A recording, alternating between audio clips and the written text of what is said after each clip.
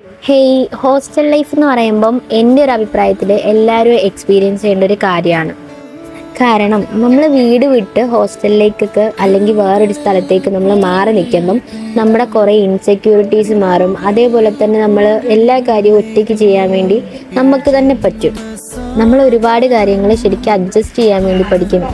ആഹാരം, അതേപോലെ തന്നെ പൈസ, പിന്നെ സമയം, നമ്മൾ കുറേ കാര്യങ്ങൾ അങ്ങനെ പഠിക്കും.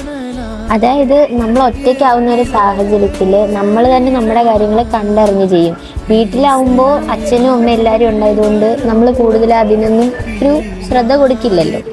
പിന്നീട് നമ്മൾ പലതരത്തിലുള്ള ആൾക്കാരെ പരിചയപ്പെടും, അവരൊക്കെ ആയിട്ട് അഡ്ജസ്റ്റ് ചെയ്തു പോവും. പല ആൾക്കാർക്കും പല പല സ്വഭാവങ്ങളാണ്. അതായത് ഞാൻ പറഞ്ഞു വന്നത്, ഞാനൊരു ഹോസ്റ്റലിൽ നിൽക്കുന്ന ആളാണ്. അത് കാരണം എനിക്ക് മിക്ക സാഹചര്യങ്ങളും അറിയാം. എൻ്റെ മൂന്നാമത്തെ ഹോസ്റ്റലാണിതിപ്പം. കുറേ കഷ്ടപ്പാടും അതേപോലെ കുറേ ബുദ്ധിമുട്ടൊക്കെ അനുഭവിച്ചാണ് രണ്ട് ഹോസ്റ്റലിലും. ഇവിടുത്തെ ഹോസ്റ്റലിൽ വന്നപ്പോൾ ഞാൻ വെച്ച് കുറച്ച് സന്തോഷം കിട്ടുന്നു, അതും പിന്നെ ഒരു കരച്ചിലായി. പിന്നെ ഇപ്പം എന്ന് പറയാലും നിലവിൽ ഞാൻ നല്ല സന്തോഷത്തോടാണ് ഈ ഒരു ഹോസ്റ്റലിൽ നിൽക്കുന്നത്. കുറേ കാര്യങ്ങൾ ശരിക്കും മനസ്സിലാക്കാൻ വേണ്ടി പഠിച്ചൊരു സാഹചര്യമാണിത്. ശരിക്കും ബുദ്ധിമുട്ടുകൾ, അതേപോലെ തന്നെ പൈസ സേവ് ചെയ്യാൻ, അങ്ങനെ ഒരുപാട് കാര്യങ്ങൾ. പിന്നെ എനിക്ക് ഹോസ്റ്റലിൽ നിന്ന് കുറേ സൗഹൃദങ്ങൾ കിട്ടിയിട്ടുണ്ട്, ഒരുപാട് ആൾക്കാരെ പരിചയപ്പെട്ടിട്ടുണ്ട്, നല്ല നല്ല കുറേ മൊമെൻറ്റ്സ് ഉണ്ടായിട്ടുണ്ട്. ഒരു പ്രത്യേക ഒരു വൈബൊക്കെയാണ് ഹോസ്റ്റലിൽ നിൽക്കുമ്പോൾ. പക്ഷെ അതിൻ്റേതായിട്ടുള്ള ബുദ്ധിമുട്ടും കഷ്ടപ്പാടുകളും എല്ലാം ഉണ്ട്.